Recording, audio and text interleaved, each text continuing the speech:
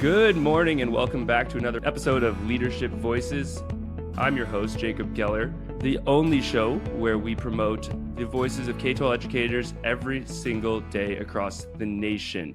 And I'm calling in live here from Montreal, Canada. As I look outside, I'm reminded of where we are in the school year. You know, the snow is coming down, reminding us of the seasons. The football is getting a little bit better. The football is getting a little grittier at this time of year.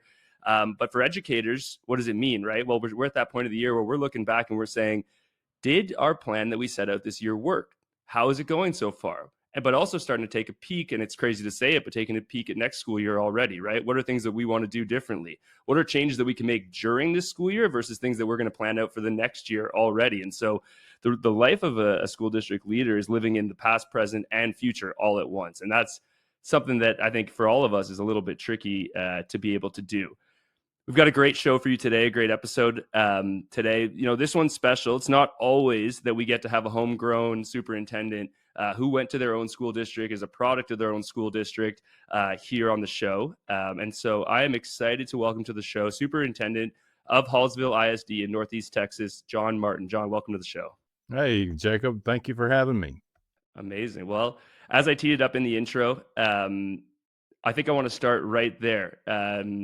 Take me back. You're you know, maybe in 10th grade, 11th grade, Hallsville High School, and your teacher, principal, or whoever you were closest to, maybe a coach, finds out that you're going to be the superintendent of this school district. How do they react? Shock and awe. I would say shock and awe. So if you rewind back to my high school days here in Hallsville, I probably had no aspirations whatsoever to come back into education. And so, really, to be honest with you, I was going to go to work. I was going to graduate on a Friday, probably go to work with my dad on the following Monday. But a little thing happened probably about 8th or 9th grade is got into organized school-related athletics. God blessed me with some talent. Was able to use that from high school to go scholarship-wise to Texas A&M University and play football. And so that's kind of what got me in the realm of post-high school academics, is that kind of went through, still wasn't real sure if I was going to be in education, kind of worked my way through that, was working at a university in the sports information department. Well, the problem with that was in the offices that I was in, you could look over the football field. Well, day after day after day, I would look at that and go, I feel like I'm on the wrong side of this glass. I need to be coaching. I want to be coaching. And so I went back, got my certification, and started coaching 32 years ago. And so that's kind of what full circled me back into this business from my high school days. Got it. And what position did you play on the football field? I was a defensive line. Well, high school, you played a little bit of everything, both sides. College, defensive line. Very nice. Very, very nice. And so did you were a head coach, or you coached the defense, or a little bit of everything? A little bit of everything. I was never a head coach. Okay. I coached for about 10 years and then my wife and I started having kids ourselves. And there's a lot of time spent when you coach. Right. Especially if you've got young ones at the house. So decided to make the jump to go into administration and did that, 22 years ago, and been in administration ever since. So how do you think the path is different coming through the athletic coaching versus coming through, a classroom or maybe a more traditional academic path up into the superintendency? What advantages has it given you, but maybe what restrictions or challenges along the way? Yeah, I think advantages, if I was going to narrow that down to one and pinpoint one advantage, the teamwork piece, understanding how a team is supposed to work, and then it takes every person on the team to make it successful. I think that's what I gleaned from my coaching and my playing. Versus, like I say, I've seen some great superintendents that were maybe an ag teacher, former ag teacher, a choir director.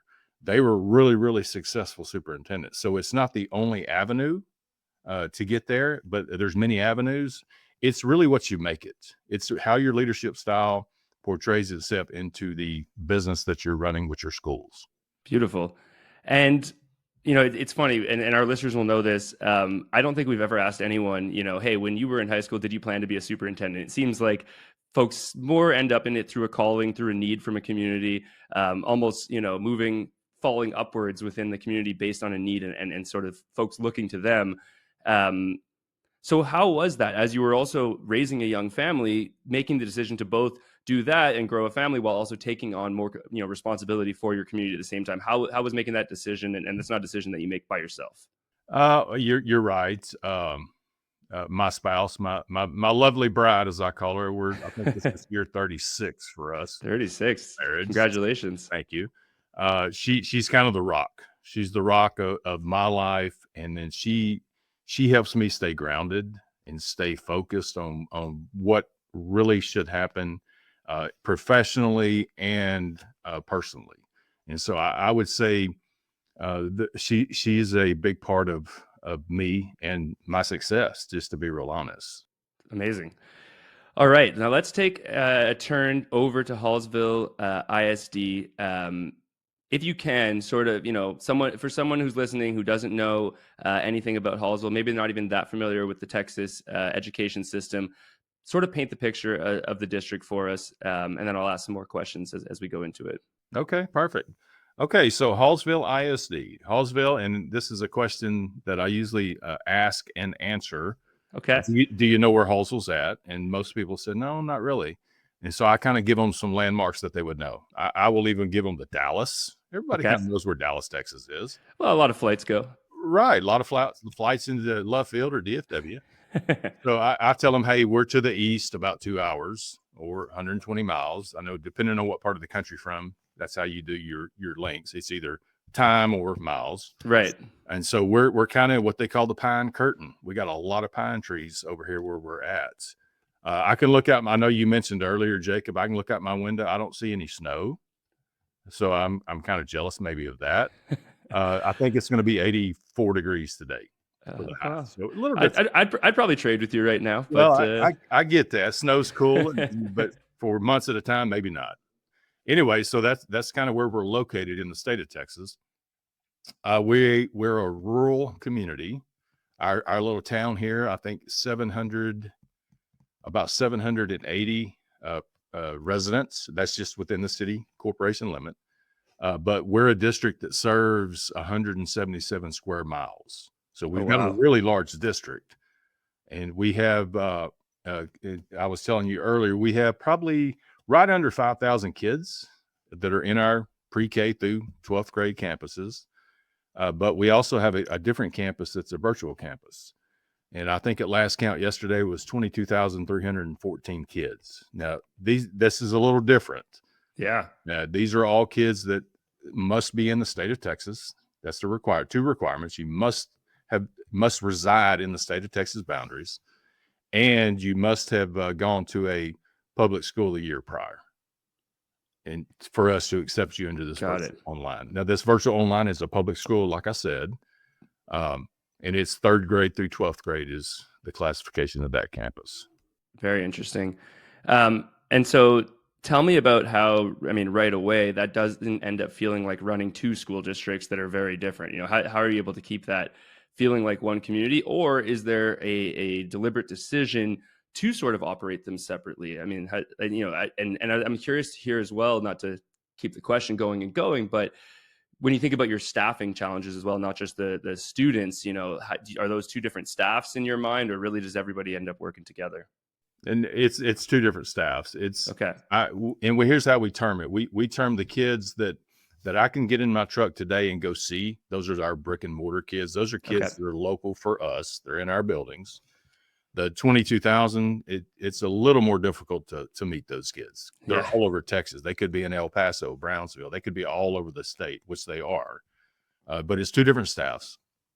And so, one thing for maybe a superintendent, a future superintendent that may be listening to this, listen to this. Listen to this. I'm not the smartest person around, but what I'm very good at is I hire really smart, good people.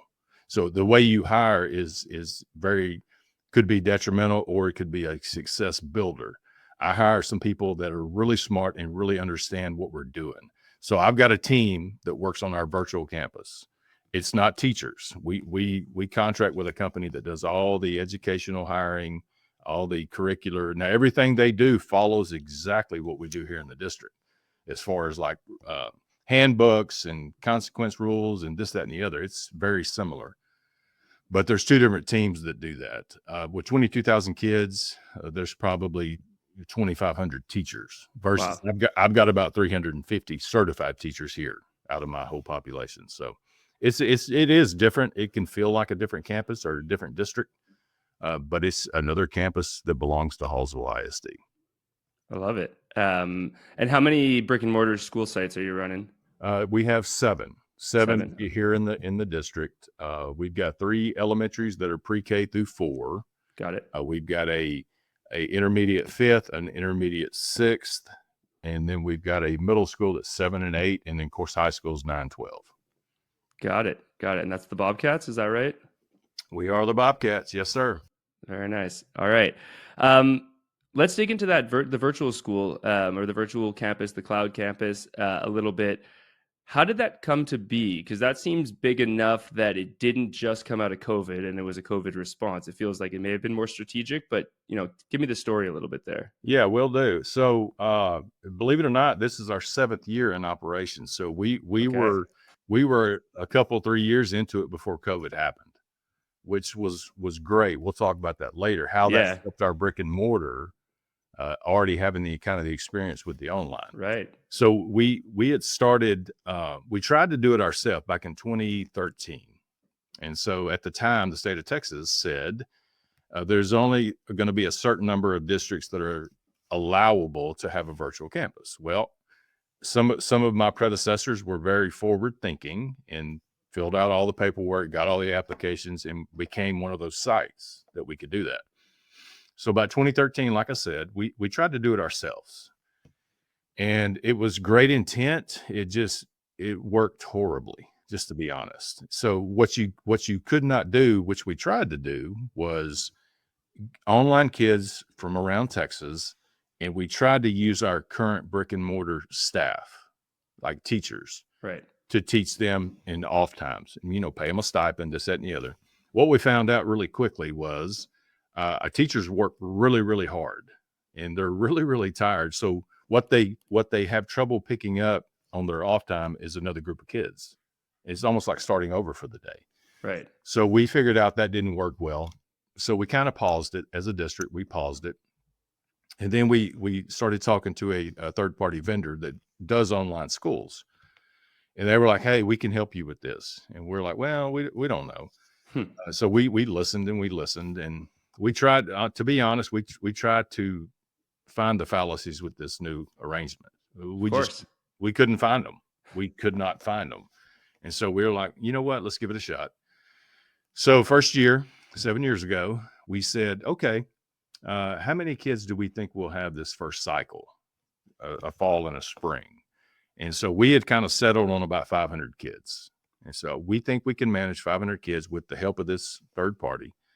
And so we started enrollment one summer, the first summer, and we were at 500 kids within about 2 weeks of enrollment. And so I think our first year we ended up with about 3,500 that we were educating. And so since then it's just 7 times the original goal. Yes, sir. Yes, wow. sir. So that's what we said. What do we do now? And so we tried to look at the crystal ball and say, okay, so what are we saying for year 2? And so we would set numbers. We would exceed our numbers every year. There's just a high demand for kids that want this kind of educational setting. And so, like I said, worked our way up. We thought 500. We're now, like I told you earlier, we're 22,000, about 300 right now.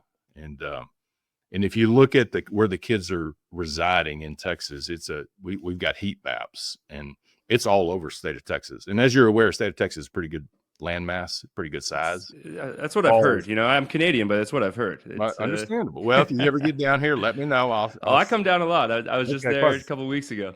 Anyway, so what we found out was there's a lot of kids that really need this form of education, whether it be they just don't fit into the traditional public school, or they maybe have a medical issue that hindered them in regular public school. We have kids that are like junior Olympic kids. Well, they're gone all the time Right. performing or training or whatever. So they needed something on the go. And that's kind of the clientele that we serve. And so I guess the question is, at that level of 7 times the goal, growing every year, beating the, targets, um, is it great marketing? Is it the results speak for themselves? Is it word of mouth? Is it, because how many junior Olympians are there? I don't know if there's 22,000 of it, right? And Oh, so, no, so how is this happening? Like, what's your take on how this has gone? Are you just doing it better than others? well, like I say, I would have to delve into others to answer that Sure, of question. course. I think we do a really good job of building relationships, even with 22,000 kids. We try to build those relationships and explain to the kids, hey, we're still going to put some rigorous material on you, because a lot of people think, well, hey, I'll just go virtual because it's pretty easy. Right. That is as far from the truth as you can get. You have to be very motivated.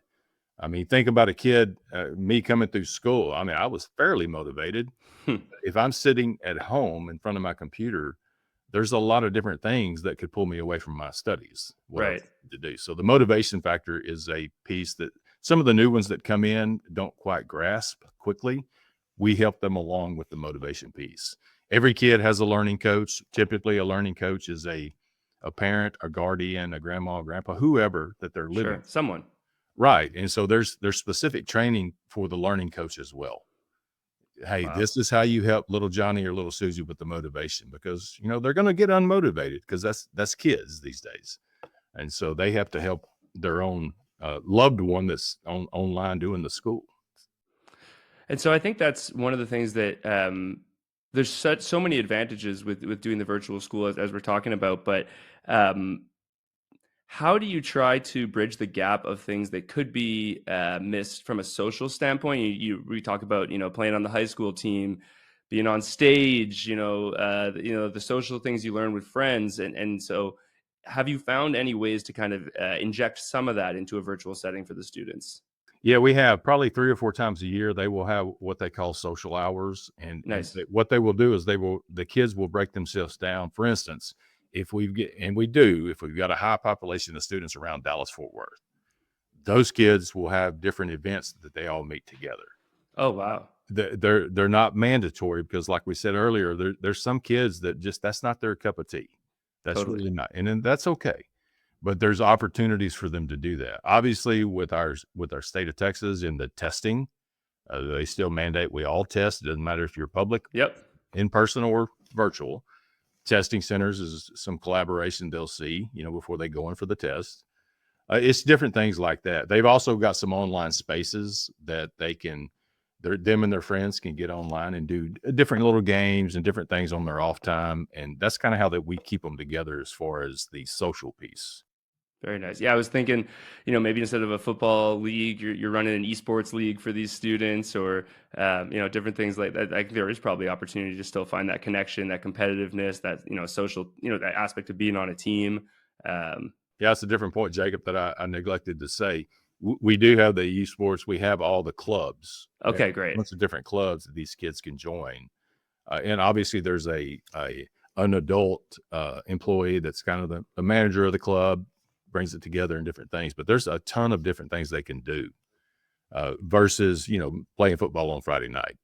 There's a Right. bunch of different things they can do. Amazing. And just walk me through a little bit, just so I can, fully understand, and everyone listening can understand. What is the day of the student? Is it different every day for the virtual student? How much synchronous time, asynchronous? And does it change as they're, an elementary versus a middle versus a high school student going through your virtual program? Yeah, it's gonna be a little different look. Obviously, Okay. let's say third, fourth, fifth, maybe even sixth, they're gonna have different times of the day that maybe they're required to get with their homeroom teacher, and that's kind of how we house it to get started. All kids in their class will have a homeroom teacher, and that's where they get a lot of the information. They get a lot of the scheduling. Okay, so we've got math and RLA this afternoon at 2. So that's their cue to put it on the calendar to log in to hear the teacher. And a lot of it is a live teacher, a live certified teacher, and going through the lesson, and then coming back around and checking for understanding. And so we have a lot of that as a teacher. From a teacher perspective, it's just, if they've ever taught in a in-person, on an in-person campus, it's different for them too. It's a little bit of a stretch to get into the routine of virtual versus stand and deliver in a classroom. Right. So you've got different things. Like I said, that the higher you get, when you get into the ninth grade, obviously everything is everything counts. You got to have those credits, because we still require them to have the same amount of graduation credits as if they were sitting over here in our personal building. So it's just different. It's the latitude, the extra latitude, I guess, that a virtual kid can accomplish is, say, for instance, I'm a virtual kid, I'm a sophomore, and I really need to work. I'm working 35 hours a week. Right. Maybe I've got people depending on my work, right? We allow them after hours to get their work done. There's still things that they will log in. Teachers, going back to building relationships, if they know I need to come in at 6 p.m. for my lesson, they work around that with me. And so Wow. it's very, very flexible, because our only goal is to make sure the kid gets whatever academics they're needing so that they can be successful after high school. That's kind of our goal. It's a great point about the different types of students, different types of families, where folks are going home to, the realities, whether they're working, taking care of siblings, there's so much, right? And oftentimes it's forgotten. When you look up Hallsville ISD, right, one of the things that you'll see pop up is over 80% of students identified as at risk, right? That's the term that's used. Could you tell us a bit about what that actually means, and then how it informs decisions that you make at the district, both for the brick and mortar and virtual students? Sure, absolutely. Good question. So the at-risk status, and I'm gonna be honest, the reason we push the higher 70s and the 80% at risk, our virtual school plays a big part of that. Oh, really? Okay. Yes, sir. Yes, sir. Because so if you go back to before virtual school, we're 6 campuses at that time. We very rarely had what we call title campuses. When you become a title campus, that means you've got enough low socioeconomic and at risk to qualify for that. It's a federal funded program. And so our issue had always been, especially at the junior high school level, a lot of that is dictated off of the free and reduced lunch form. Right. Well, high school kids are not going to fill that out, whether it be, hey, I'm nervous about filling it out, I'm embarrassed, whatever. And you got to remember, as high school kids get to that age, they're doing a lot of that stuff themselves versus elementary parents filling that out. So we get going with virtual. That's how our numbers skyrocketed, because we've got a lot of at-risk kids. At-risk can mean more than just low socioeconomic. Okay. Yeah, I've been held back a year. I didn't promote 1 year. So I've been retained, or I can have failed some state testing. That will classify you as at risk. There's a bunch of different indicators for the at-risk label. And so that's how we saw our numbers grow. But I'll tell you today, all 7 of my campuses are at risk. That's how far we've come in probably 10, 15 years. And so it's going to sound crazy, but if you want a positive out of COVID, which sometimes you got to work hard to get a positive out of COVID, Right. it's the families were more truthful filling out their forms. If you don't have funds to feed your kids, we need to know that so we can help. Absolutely. So if you're looking for a positive out of COVID, I think that's one of them. We can reach more families now. So you feel you have a better understanding of who your community really is, and then hence how to design strategies to help them. I know. I think that's 100% true. I think you can design strategies more precisely, Right. versus blanket. Before you would blanket stuff out. Well, hey, if you need it, grab it. If not, now you can say, okay, here's what this kid is going to need. This kid's going to need 2 meals on the weekend. So Friday afternoons, guess what? Send them home with a backpack. They've got food in there to get themselves back till Monday so that they can get back in line and eat Monday. So right. And let's be honest, that we can live without a lot, but a kid should not have to live without food. And that's kind of our premise. And we focus a lot on that. That's amazing. So going back to you in grade 9, grade 8, planning to work the day that you graduate school, I'm thinking about your students now. The majority of students identified as at risk. How are you designing, whether you're calling it, CTE programs or pathways or whatever else, in a way that is both motivating and realistic for the paths that your families and communities are most likely to go down, right? And so in different school districts, this looks like funneling everything to four-year college, but I think we've seen an evolution, particularly in the last couple of years, of really, opening up all opportunities for exploration, supporting multiple, whether it's employment, enrollment, enlistment, or any other opportunities for your students. No, a great question. I was just at a CTE meeting yesterday, and it was kind of Oh, great. a couple of counties in Texas. We were meeting together, and it was a bunch of employers and quite a few school districts. And so our question was the question we always ask to employers: what can we do better? Because we know you're looking for the workforce. We know this because you tell us that all the time. What can we do better to prepare these kids? And so our whole philosophy is looking at our region, and if we know that we have a shortage of, I'm just using these as examples because they're really true examples: plumbers, electricians, different constructional trades, right? Uh, most schools in this area have kids that want to do that kind of stuff, that are equipped already to do that kind of stuff. We've got to get them the correct training and certifications coming out of high school. Going back to what we said earlier, there's a lot of kids, and I would say probably 45 to 50% of our clientele that we know, they want to graduate on a Friday and go to work on a Monday. We've got to get all the tools in their tool belt before they get to work on that Monday.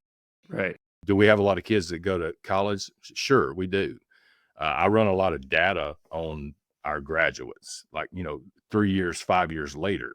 How many of them finished that 2-year? How many of them finished that 4-year? And the data is not great. I'm just going to be honest. It's Not. one of the biggest challenges we talk about it all the time of, Yes.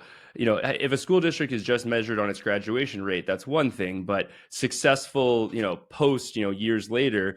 But I haven't talked to a community where they really feel they've got a great handle on where are those students now, because I do think that's maybe a better evaluation of the K-12 system that you're running. No, absolutely. It would be the end all be all Yeah. evaluation as far as your data. Yeah. And I'm a proponent of pushing some of our state mandated, excuse me, data points to look at that 2-year, 4-year after. Did they do what they said what they told us they were going to do?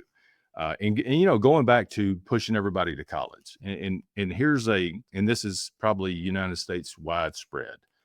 If you think about it, folks that are in school districts like myself and like our principals and our counselors and even our teachers, those are all college educated people. That is mandated. You have to be, right?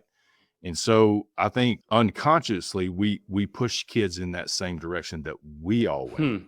And I talk to our counselors every year, and I'm like, hey, you can go through the school. These kids. You can go through the school. You're going to look at a kid and go, that kid already knows what they want to do. That kid's going to a 4-year. Our goal on that one is to get them what they need, but then get out of their way. Yeah. They're motivated. They understand where they want to end up. It's the other kids, the other 50% that are not real sure. And so I tell them, let's don't try to force feed them into a 2-year or a 4-year, because they're going to be in that data set we talked about. 2 years later, they're going to be working a job, and they've wasted some money on college. Sure. And if they took loans, then there's a whole nother story. Oh, yeah. Well, I mean, and it's the needs of the community and the reality of the community. I like the unconscious bias you're calling out there. I look in front of me, my kitchen sink is clogged right now. My communications degree is probably not going to fix that, right? And so it's the reality of what's needed, and what's a real opportunity, right? And then maybe changing. Is it bias? Is it stigma around the different career opportunities? How do you do that? Is it the same at the virtual? Do you think that the same setups are in place, or is it easier to deliver some of that at the brick and mortar? Well, that kind of, talking about virtual only, that took us a little bit longer because I'd imagine it's a little tougher. I mean, I could take the laptop over to the high school and show you all the CTE opportunities we do. Right. We've got some great setups, let me just tell you. And so virtual, it's a little more difficult because I'm sure every kid that's sitting in their living room or their bedroom on the computer doesn't have all that. And so what we've worked really hard to do is to partner with, like say if they going back to Dallas Fort Worth, you got kids that are virtual kids from Dallas Fort Worth, partner with some businesses that would allow internships for these kids that want to be a plumber, electrician, whatever, it doesn't matter. And so that's kind of the modality. It really what it boils down to is we have a pretty good grasp of how to do brick and mortar. You've got to really, really get out of your thoughts out of the box when you're talking about virtuals and onlines, because you've got to go, oh, wait, well, you can't do it that way. Get out of the box and figure out how we do it. Regardless, you got to figure a different way. And so I think it's gotten a lot better. Is there still growth? There's going to be growth from here till the end of time. Everybody can grow. Nobody should be at the final stopping point of their learning. And it's a little saying that I've always had. I reflect every day. It's usually on my way home. The truck on my way home. I'm a self-reflector. And self-reflection is very important. Do you have music on or no music? We set the stage for us. I have to cut the music down because there may be one of the songs come on that I'm like, well, you're singing the song. That's singing the song. So, and it's a self-reflection piece. And I ask a very simple question. And I've told some of my principals and stuff that have come in under me. I said, look, ask yourself a simple question. And it's really a 2-minute exercise. Did you learn something today that you didn't know yesterday? And what I tell them, for 32 years, I've answered that question. Yes, I have. I did learn something different today. That's my motivation to continue doing what I do.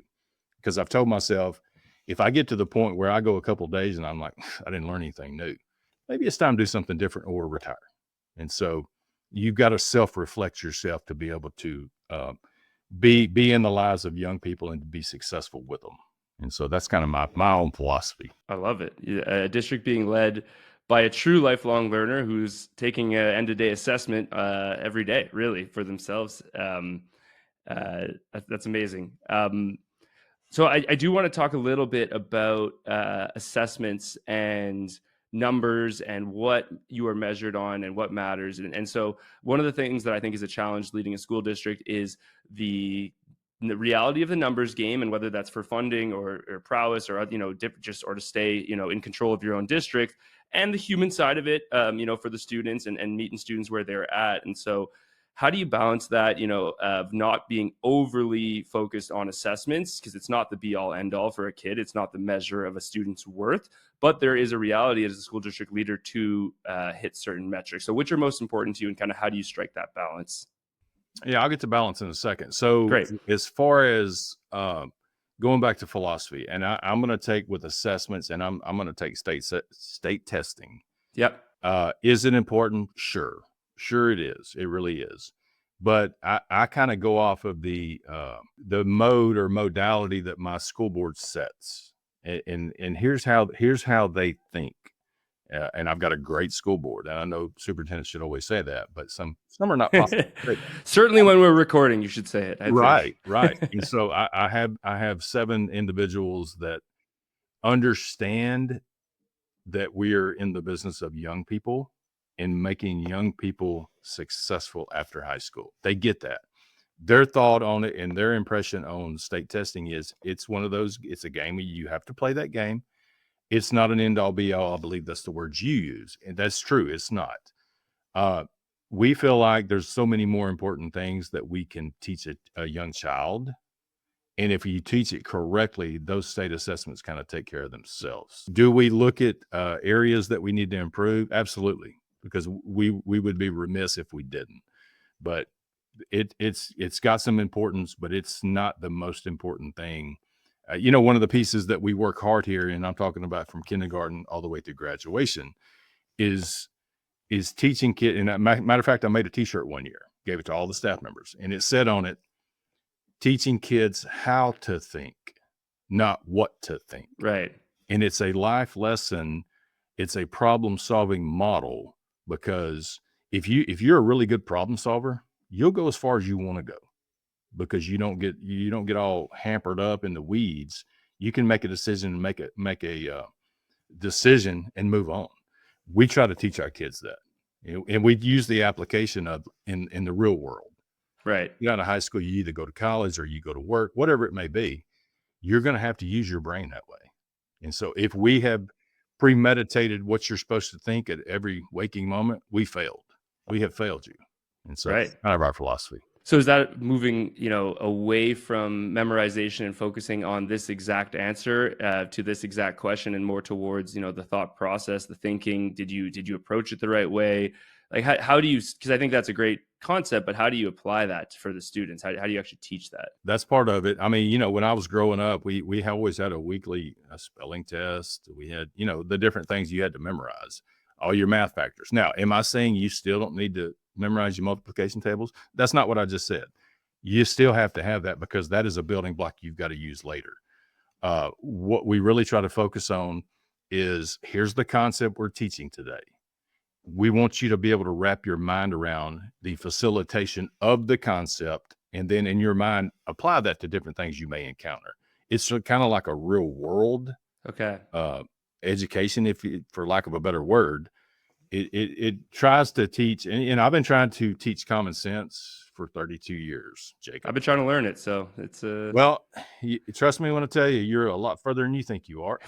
But if you had a 3-phase course that taught common sense, that's another word for problem solving. It really is. And and I deal with my own kids sometimes, and my youngest is 22. I'll get the call. She lives out at different city, and I'll get the call and she'll tell me the issue, because I always used to tell them, hey, explain the problem first, but use minute time to do that. We don't want to talk about it forever. What is the problem? And I'm okay, what are you thinking? Well, I don't know. That's why I called you. Well, think through that. How do you think? What do you think I'm about to tell you? And then she would go, yeah, you're right. I know what you're going to tell me. So it's reinforcing that even at 22, that the problem solving is still a big part of your life. And I think the coach in you comes out in that moment. Well, yeah. And that's going back to that question. I agree with that. It's, it's like the old coaching adage. I mean, you're going to perfect something after you put the time in and the reps in and everything else. Life is very similar. It's very, very similar. And so that's kind of the approach we take. Great. Not to give you a whiplash on a left turn here, but this wouldn't be a podcast in 2025 if I didn't ask you a couple questions about how you're thinking about AI at your district.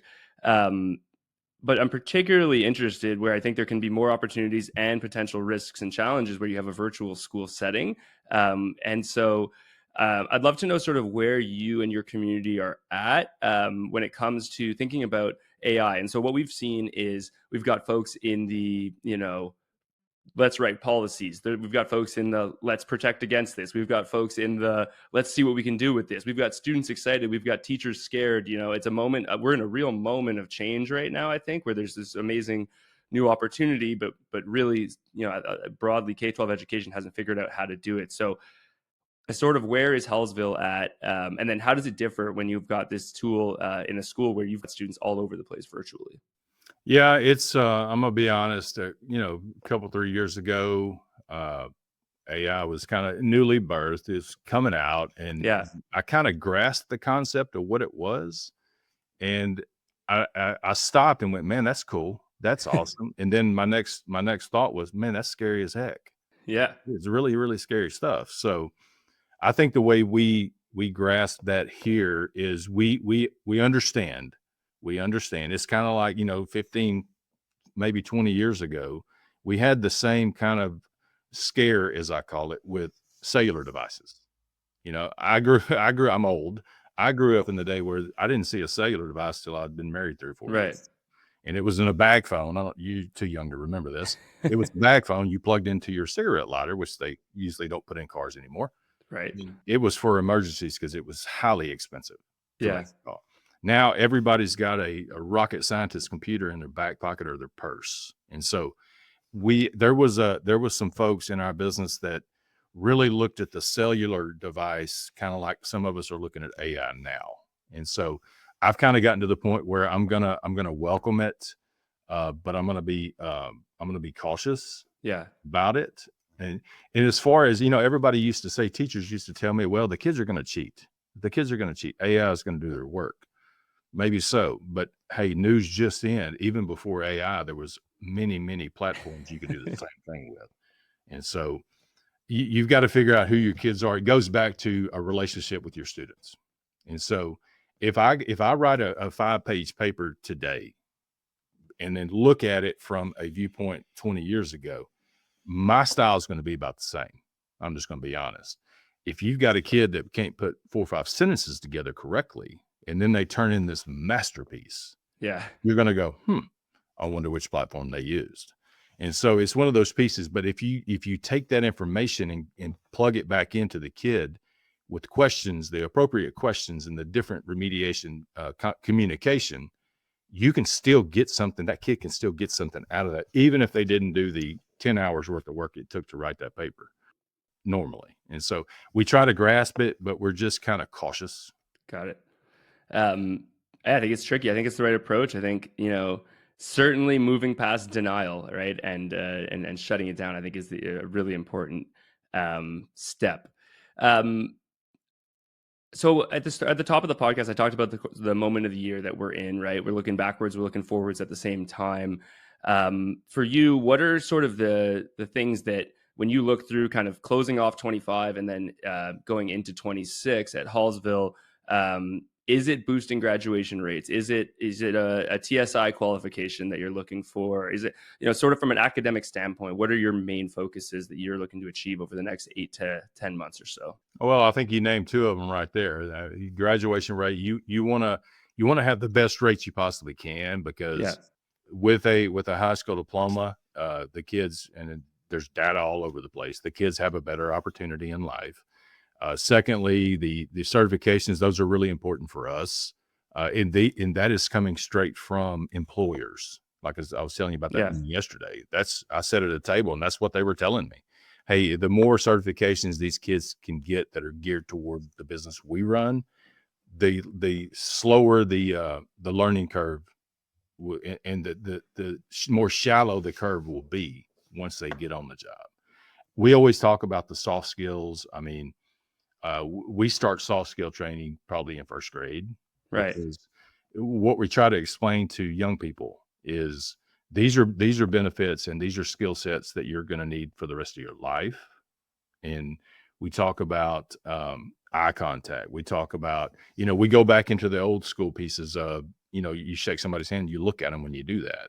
Yep. It's just things that we take for granted, my age group, because that's all we had. And it was a non-negotiable for us. And so we try to instill some of this. Cursive writing. We can talk about cursive writing. We went through a phase there in the educational circles, probably 20, 25 years ago. Cursive's not important. Okay.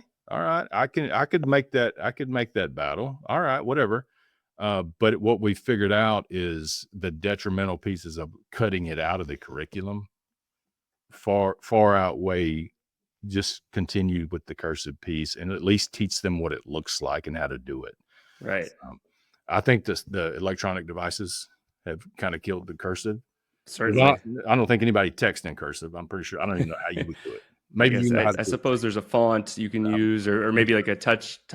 One of the hardest things I think out there, as an aside, is signing your name on a screen, like on any type of, like whenever you're at a store and they're like, sign here. And it's just a disaster. Yeah. True story. Yes. And so especially if they hand you the iPad and please sign this, and they won't be still with it and their hand moving. I'm like, okay, you got to give me a shot here. Be still with that so I can scribble my name. And what are you checking it against? Do you have a repository in the back of all signatures ever? It's very strange. Is the FBI behind that next door? What's the deal here? And so anyway, you heard it here first, folks. That's the story. Breaking news. That is. Okay, so the soft skills start early. What are some of the like early indicators? Because I think when a student's get into grade 10, 11, right? It's not that it's too late, but I think oftentimes there are things you want to be looking at along the way from academic progress. Is it a grade 3 literacy? Is it an early numeracy? Is it an algebra 1? Like, what are sort of some of those gates that you and your team look at for students that are your early indicators for how the school is performing academically? Yeah, well, quick answer: the ones you just named. Yes. Okay.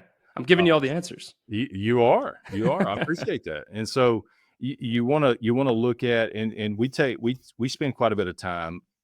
Our teachers and our administrators spend quite a bit of time in what we call the vertical piece. So for instance, you've got a kid that's going to come into kindergarten, and a lot of our kindergarten kids have not qualified to be in our pre-K. And so what the data we've seen is if we have a kid for a whole year in pre-K, they have a better, more successful year as a kindergartner. Right. Versus dependent upon, like say, if parents make too much money, they won't qualify for pre-K. But the ones we see for the very first time in kindergarten, there's a slower transitional data trend for them than is the pre-K, because pre-K's already had a year. Now, granted, they're 4 years old. That's okay. But they've already had a year of what we call structured curricular, if you might say. And so what we're trying to do now is bridge the gap with that. And we even have thoughts. We haven't implemented it yet, but we've got thoughts about helping out some of our local daycare centers. Now, a lot of the kids that don't financially qualify for pre-K, mom and dad both work, so they're in one of these centers. Okay. So we're even looking at branching out to them to help them, free of charge, of course. How do we put in some of the things the kids missing in pre-K when you've got them over at the daycare center? We want to try to bridge the data gap.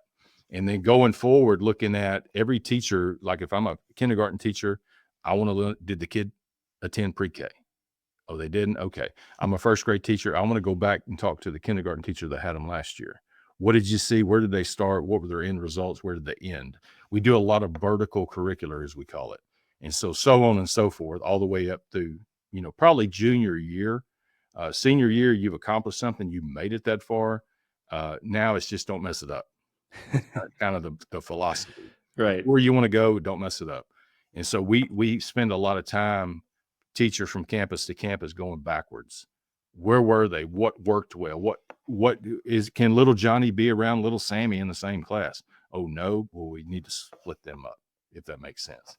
Because what we found is if you don't have your behavior settings correct, it's almost impossible to get the academic in them.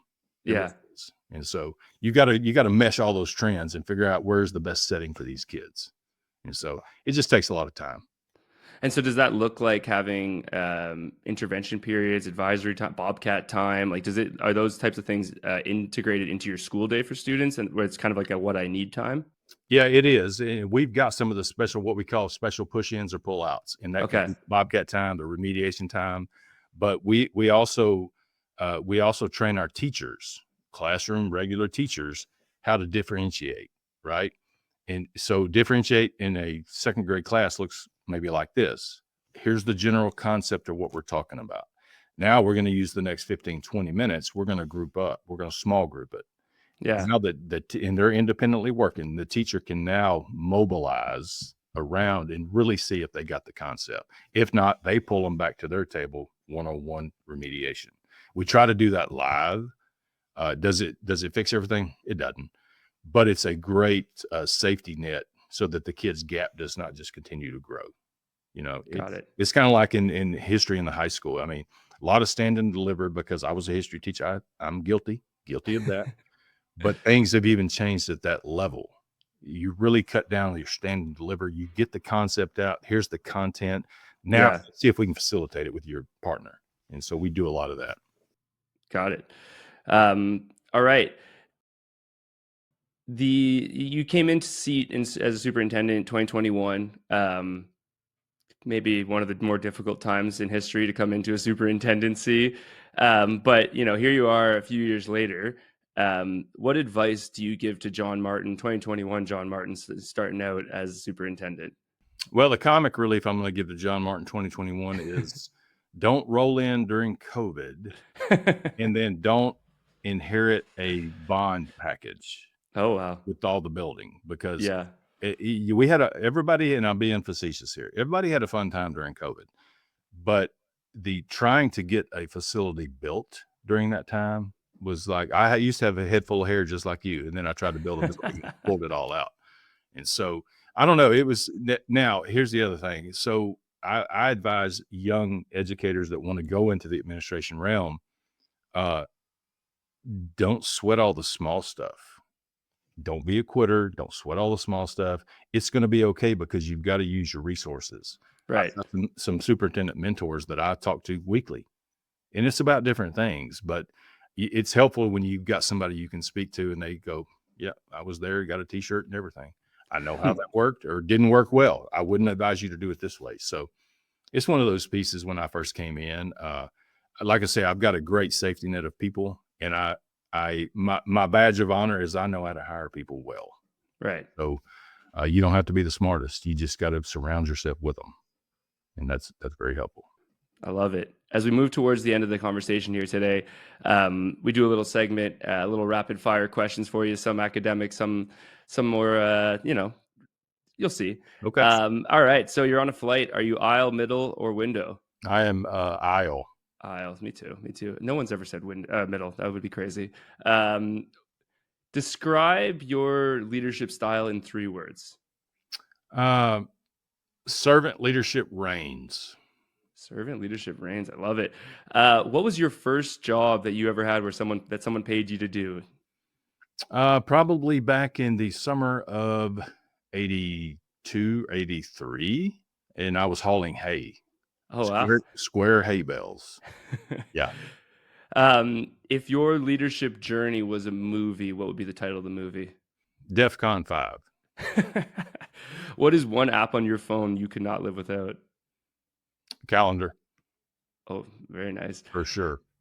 All right. Dream dinner guest, alive, dead. Who would you want to have dinner with? Paul Bear Bryant used to coach for the Alabama Crimson Tide and the A&M before that. Okay. If you had a theme song play when you entered a meeting, what song would it be? Oh, wow. I know it's a rapid response. That's not rapid for me. No, yeah, you've been doing very well. You've been paused once. It's like you had the list. I'm a country guy. It's probably Amarillo by Morning. George Strait. I love it. And if you weren't a superintendent, what do you think you'd be doing with your days? I would be a true story. I would be a pipeline welder. Okay. That's what my father was for 40 years. That's what I wanted to do. And like I told you earlier, I had a little bit of, I was blessed with a little bit of athletic ability. If not, I wouldn't be talking to you now. Unless you had welders on your podcast. That's what I'd be doing. Might be a different show, but different type of pipeline. Language might be a little different, but it's okay. That is all right. Well, Superintendent Martin, you've got a district to get back to leading and running, and finish off the week and get us to Thanksgiving here. What's anything you want to leave us with, leave the listeners with, knowing that folks that listen to this typically are other school district leaders, interested parties? What can you tell everyone? Yeah, I would just leave with this. Hey, if you set your mind to something, don't be a quitter. Stay on that track. It's going to get rocky. Trust me when I tell you. You're better than that, and you can overcome it. Stay on it. Great. All right, everybody. That was John Martin, Superintendent, Hallsville ISD, a proud product of the community, leading the school district with some great insights. We will see you next time on Leadership Voices. I'm your host, Jacob Geller. Thank you, John. Yes, sir.